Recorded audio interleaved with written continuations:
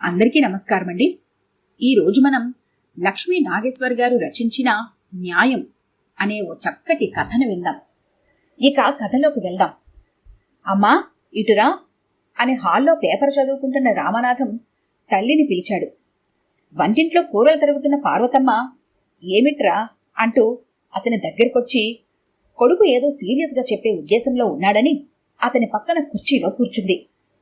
అమ్మా, మన సురేష్ లేడు? అతను ఈ మధ్య హైదరాబాద్ వెళ్ళొచ్చాడు. అక్కడ మియాపూర్ వైపు స్థలాల రేట్లు బాగా పెరుగుతున్నాయి. ఇప్పుడు స్థలం చౌకగా తీసుకుంటే మంచి ఇన్వెస్ట్మెంట్. సారి స్థలం కొన్నామనుకో గవర్నమెంట్ లోన్ ఇస్తుంది. మంచి ఇల్లు కట్టుకోవచ్చు. అక్కడ అద్దెలు కూడా పెరుగుతాయట. అద్దెతో అప్పు తీర్చేయచ్చు.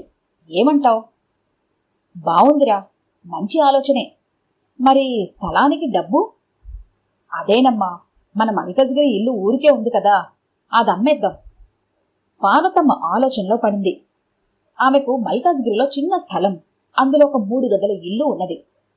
భర్త పోయిన తర్వాత కొడుకు దగ్గరికి వచ్చేస్తూ అందులో హైదరాబాద్లోనే చిన్న గవర్నమెంట్ ఉద్యోగంలో ఉన్న కూతుర్ని అల్లుడినే ఉండమంది. ఈవిడ ఎప్పుడు హైదరాబాద్ వెళ్ళినా ఆ ఇంట్లోనే కూతురి వద్ద ఉంటుంది. ఆ ఇల్లు కాక ఆవిడకు భర్త తాలూకు పెన్షన్ 6,000 నెలలా చేతికొస్తుంది. ఆమె కొంచెం ఆలోచించి, మరి మహాలక్ష్మి మాటేమిట్రా అంది. అదేనమ్మా, మన ఇల్లు అమ్మితే 6 లక్షలు వస్తుంది. దాంతో మియాపూర్లో కొంచెం లోపలికి 300 గజాల స్థలం కొందాం. అప్పు చేసి మంచి ఇల్లు కడదాం. ప్రక్కనే ఒక 50 గజాల స్థలంలో మహాలక్ష్మికి చిన్న ఇల్లు కట్టిస్తాను. పార్వతమ్మ సంతోషంగా ఒప్పుకుంది. ఇలా వీరు తర్జన భర్జన పడుతుంటే వంటింట్లో గిన్నెలు ఢమఢమా శబ్దం చేశాయి. పార్వతమ్మ రామనాథం ముఖంలోకి చూసింది. అతను భృకుటి ముడివేస్తూ, నీ కోడలు అన్నాడు. పార్వతమ్మ లేచి వంటింట్లోకి వెళ్ళింది. అప్పటికి ఆమె కోడలు హైమావతి పెద్దగా శబ్దం చేస్తూ వంట చేస్తోంది. గిన్నెలు మూతలు కింద జాగ్రత్తగా కూర్చోకుండా ఎగిరెగిరి పడుతున్నాయి. తను కొడుకు మాట్లాడుకుంటుంటే కోడలికి కోపం వచ్చింది. అది ఆవిడ గ్రహించింది. నువ్వు వెళ్ళు, వాడు పిలుస్తున్నాడు, ఏదో మాట్లాడాలిట, నేను వంట చేస్తాను అంది కోడలతో. హైమావతి కొంచెం శాంతించి వంటగది వదిలి మొగుడు దగ్గరికి వెళ్ళింది. ఏమిటి సంగతి అంది కోపంగా. రామనాథానికి అప్పటికే ఆమె ప్రవర్తన మీద ఒళ్ళు మండిపోతోంది. నీతో చెప్పాల్సిందేమీ లేదులే అన్నాడు ముఖం పేపర్లోకి మారుస్తూ. దానితో పిల్లకు కోపం వచ్చింది. మీరెళ్ళి మీ అబ్బాయితో కబుర్లు చెప్పండి, వంట నేను చేస్తానులే అని బలవంతంగా పార్వతమ్మ చేతిలో గరిటె లాక్కుంది. అయితే పటకాలు విసిరుగొడుతూ మూతలు కింద పడేస్తూ వంటిట్లో ఉన్న రాక్ మీద నీళ్ల పంపు, స్టవ్ లాంటి వాటన్నిటినీ గరిటెతో కొడుతూ వాయిద్య కచేరీ చేస్తోంది. ఇంతలో ఆమె 2 ఏళ్ల కొడుకు అమ్మా పాలు అంటూ తల్లి దగ్గరికి వచ్చాడు. వాడిని ఎప్పుడు ఆకలేనా అంటూ 2 అంటించింది. దానితో వాడు వాయిద్య కచేరీకి రాగం జోడించాడు. రామనాథం గబగబా బట్టలు వేసుకుని, అమ్మా నాకు టైం అయింది, నేను ఆఫీస్కి వెళ్తున్నాను అన్నాడు.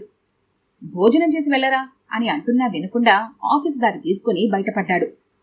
అలాంటి సీన్లు ఆ ఇంట్లో తరచూ జరుగుతూనే ఉంటాయి. ఆఫీస్కి వెళ్లి క్యాంటీన్లో ఇంత టిఫిన్ తిన్న తర్వాత రామనాథం శాంతంగా ఆలోచించాడు. తప్పు తనది కూడా ఉంది కదా. తన భార్య సంగతి తనకు తెలుసు. ఆమె కాపురానికొచ్చిన దగ్గర నుంచి అత్తగారంటే పడదు. పార్వతమ్మకు ఒక్కగానొక్క కొడుకు. భర్త పోయాడు. ఆమె అల్లారి ముందుగా పెంచిన కొడుకు దగ్గర ఉండక తప్పదు. కాని హైమావతికి భర్త మనసులో తనకు తప్ప వేరొకరికి స్థానం ఉండడానికి వీల్లేదు. తల్లికి రామనాథం ఏమాత్రం ప్రాముఖ్యం ఇచ్చినా ఆమె సహించలేదు. భర్త అన్నీ తనకే ముందు చెప్పాలి. తనే అన్నీ నిర్ణయించాలి. తన నిర్ణయం ప్రకారం అన్నీ జరగాలి. అది ఆమె ఉద్దేశ్యం. రామనాథం కొంచెం లౌక్యంగా ఉన్నా, హైమావతి కొంచెం ఉదారంగా ఉన్నా ఆ ఇంట్లో శాంతి ఉండేది.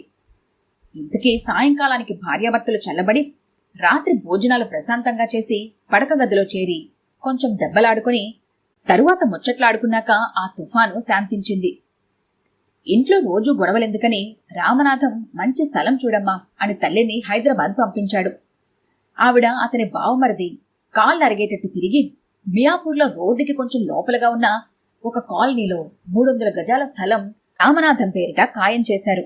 కోకట్పల్లిలో ఒక హౌసింగ్ బోర్డ్ ఎంఐజీని అద్దెకి తీసుకుని మల్కాజ్గిరి ఇల్లు అమ్మేశారు. నీ చకచక అనుకున్న ప్రకారం జరిగిపోయి ఏడాదిలోగా మియాపూర్ స్థలంలో ఇల్లు కట్టడం మొదలైంది. ఈలోగా ఒకసారి పార్వతమ్మ కొడుకు ఇంటికి వచ్చింది. కానీ హైమావతి ఇదివరకటి కన్నా పెడసరంగా తయారైంది. ఆమె ఉద్దేశంలో ఇదివరకు అత్తగారు ఆస్తిమంతురాలు, అది కాస్త ఇప్పుడు తమదైపోయింది. ఇంకా చెప్పాలంటే ఆడపడుచుకి, ఆమె సంసారానికి తమ స్థలంలో ఇల్లు కట్టించి ఇస్తున్నారు. ఇంతకన్నా ఎవరేం చేస్తారు? పార్వతమ్మకు ఆవిడ పెన్షన్ ఆవిడకు వస్తుంది. అది తమకేం అవసరం లేదు. తను పిల్లలతో చేసుకోలేక ఇక్కడ సతమతమవుతోంది. ఇప్పుడు ఈ ముసలావిడ కూడా ఉప్పు, కారం, నూనె తక్కువగా వేరుగా వంట చేసి పెట్టలేదు. ఆవిడొచ్చి తమ నెత్తిన ఎక్కి పిండి కొట్టకుండా, భార్యాభర్తల మధ్య తగులు పెట్టకుండా హాయిగా కూతురు దగ్గర ఉండడం మంచిది. ఇలా ఉన్నాయి ఆమె ఆలోచనలు. అత్తగారు ఆస్తిని అమ్మింది. ఆ డబ్బు పెట్టి భర్తకు స్థలం కొన్నది. అందులో తాము మంచి ఇల్లు కట్టుకోబోతున్నారు. అది కూడా అత్తగారి దగ్గరుండి కట్టించాలి.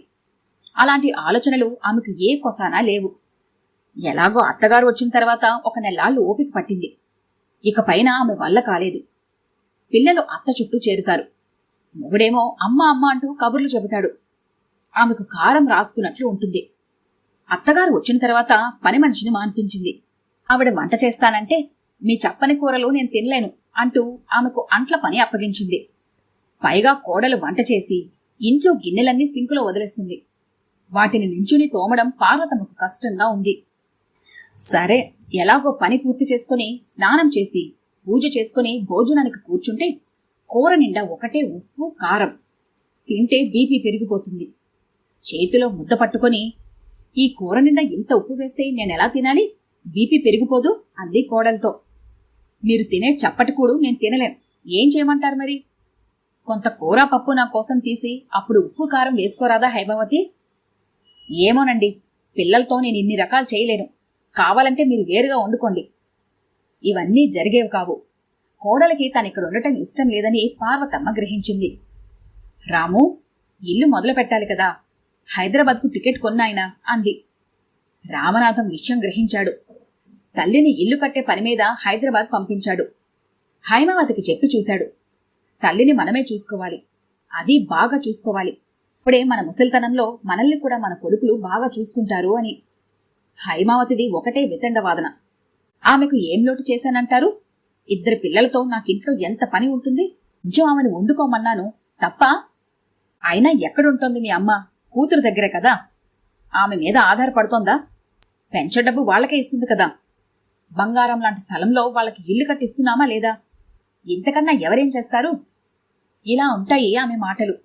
జీవితంలో శాంతి కావాలంటే ఈమెతో ఈ విషయం ఎత్తడం తెలివైన పని కాదు అని రామనాథం అనుకున్నాడు. అతను ప్లాన్ చేసినట్లుగానే మియాపూర్లో ఇల్లు కట్టుకోవడానికి ఆఫీస్ వాళ్ళు 5 లక్షల లోన్ ఇచ్చారు. ఇల్లు కట్టడానికి ఒక కాంట్రాక్టర్ను మాట్లాడుకున్నారు. ముందుగా 2 గదులున్న ఒక రేకుల షెడ్డు స్థలానికి ఒక ప్రక్కగా వేయించాడు. మరొక చిన్న గది సిమెంట్ కోసం కట్టించాడు. పార్వతమ్మ కూతురు సంసారం మియాపూర్ ఇంటికి వచ్చింది. తక్కిన స్థలంలో మంచి ఇల్లు దగ్గరుండి కట్టించింది. ఇల్లు పూర్తి కావడానికి 1 సంవత్సరం పట్టింది. పూర్తి చేసి దానిని అద్దెకిచ్చారు. పార్వతమ్మ కూతురుతో పక్కన ఉన్న షెడ్డులోనే ఉంటోంది. రామనాథం మాత్రం ఇంటి ఖర్చుల్లోనే చేర్చి అక్కకిచ్చిన 3 గదుల షెడ్డుకి అన్ని హంగులు అమర్చాడు. విధంగా పార్వతమ్మ కూతురు దగ్గరే ఆమె పిల్లలతో పాటే పెరుగుతూ హైదరాబాద్లో సెటిల్ అయింది. 10 ఏళ్లు గడిచిపోయాయి. మియాపూర్లో ఇంటి అద్దెలు విపరీతంగా పెరిగిపోయాయి. రామనాథం ఇంటి మీద నెలకు 20,000 అద్దె రాసాగింది. దానితో రామనాథం ఇంటి అప్పు తీర్చివేసి హైదరాబాద్లోనే మరో చోట చవగ్గా స్థలం తీసుకున్నాడు. అతడు ఉద్యోగంలో మరో మెట్టు ఎక్కాడు. సెంట్రల్ స్టాఫ్ జీతాలు పెరిగి అతని జీతం కూడా బాగా వస్తోంది. ఇంతలో అనుకోకుండా పార్వతమ్మ జబ్బు పడింది. హాస్పిటల్లో చేర్చామని ఫోన్ వచ్చింది. రామనాథం వెంటనే సెలవు పెట్టి బయలుదేరాడు. పిల్లలకు పరీక్షలు, అవి కాగానే వెళదామని హైమావతి చెబుతున్నా వినిపించుకోలేదు. అక్కడ ఆమె హాస్పిటల్లో చేరడానికి 1 నెల ముందు రామనాథం ఆఫీస్కి ఒక ఉత్తరం రాసింది. అందులో, రాము, నేను పెద్దదాన్నవుతున్నాను. భగవంతుడి దయవల్ల నీవు మంచి స్థితిలో ఉన్నావు. కానీ మీ అక్కయ్యకు అప్పట్లో మన స్థితిని బట్టి చిన్న ఉద్యోగస్తుడికిచ్చి పెళ్లి చేశాము. అతనికి ఉన్న బాధ్యతలకు ఆస్తిపాస్తులు సంపాదించుకోలేకపోయాడు. ఏదో ఇక్కడ నువ్వు ఇల్లు కట్టడం వల్ల ఇంటి అద్దె లేకుండా సుఖంగా ఉంటున్నారు. ఇప్పుడు పెద్దపిల్ల పెళ్లికి ఎదిగింది. పిల్లవాడు ఇంజనీరింగ్లో ఉన్నాడు. కాబట్టి నేను పోయిన తర్వాత వాళ్ళు ఉన్న ఇల్లు స్థలం అక్క పేరున రిజిస్టర్ చేయి. ఇది న్యాయమైన పని అని ఆవిడ వ్రాసింది. అది చూసి రామనాథం ఆ ఉత్తరం ప్రక్కనే పడేశాడు. అక్కడ హైదరాబాద్లో పార్వతమ్మను ఒక ప్రైవేట్ నర్సింగ్ హోంలో చేర్చారు. ఆమెకు హార్ట్ అటాక్. వారం రోజులు దగ్గరుండి రామనాథం అతని అక్కగారు ఆమెకి సేవ చేశారు. ఆమె కోలుకున్నట్లే కోలుకుంది. రామనాథం కొడుకులను చూడాలని కోరింది. ఇంతలో పిల్లల పరీక్షలే అయిపోయాయి. హైమావతి పిల్లల్ని తీసుకుని హైదరాబాద్ చేరడం జరిగింది. పార్వతమ్మ మనవల్ని కడసారు చూసుకుని కొడుకు, కూతురు, అల్లుడు, కోడలు అందరూ ఉండగా హాయిగా కళ్ళు మూసింది. రామనాథం తన సెలవు పొడిగించి కర్మకాండంతా పూర్తి చేశాడు. చనిపోయిన తల్లికి శాస్త్రోక్తంగా ఘనంగా కర్మ చేశాడని బంధువులంతా ప్రశంసించారు. 11వ రోజు ఆశీర్వచనం నడుస్తోంది. పార్వతమ్మగారి మంచితనం గురించి ఘనంగా కొందరు మాట్లాడారు. పురోహితులు పార్వతమ్మ జీవితమంతా తన వారి కోసం శ్రమపడింది. ఎవరికీ కష్టం కలిగించలేదు. అందరి మంచి కోరుకున్న మంచి మనిషి. ఆవిడ అడుగుజాడల్లో ఆమె కొడుకు, కూతురు, అల్లుడు, కోడలు, మనవలు నడుచుకోవాలి అని ఆశీర్వచనం కార్యక్రమాన్ని పూర్తి చేశారు. అంతా అయిన తర్వాత రామనాథం ఒక్క మాట అన్నాడు. పురోహితులు, బంధువులు అంతా రామనాథం తల్లి జ్ఞాపకార్థం ఏదో మంచి పని సంకల్పించాడని అనుకుంటున్నారు. అతను లేచి వెళ్లి తన తల్లి సూట్ కేసులో నుండి కొన్ని దస్తావేజు కాగితాలు తీసుకొచ్చాడు. వాటిని అందరికీ చూపించాడు. మా అమ్మ నా కోసం ఒక తల్లి చేయవలసిందంతా చేసింది. కన్నది, అల్లారు ముద్దుగా పెంచింది, చదువు చెప్పించి నన్నొక ఇంజనీరు చేసింది. మా నాన్నగారు ట్రాన్స్ఫర్ మీద ఊళ్ళు తిరుగుతూ ఉంటే తను నా చదువు కోసం హైదరాబాద్లోనే ఉండిపోయింది. చిన్నప్పుడే నేను క్లాస్ ఎగ్గొడుతుంటే కొట్టి మరీ చదివించింది. పరీక్షప్పుడు చదువుకోకుండా నిద్రపోతానేమోనని తను కూడా మెలకువగా ఉండేది. తన పేరు ఉన్న స్థలం ఇల్లమ్మి నాకు ఆస్తి పాస్తి అమర్చింది. ఈ స్థలం ఆమె డబ్బుతో కొన్నది. ఈ ఇల్లు గవర్నమెంట్ లోన్ తీసుకుంటే ఆమె దగ్గర ఉండి కట్టించింది.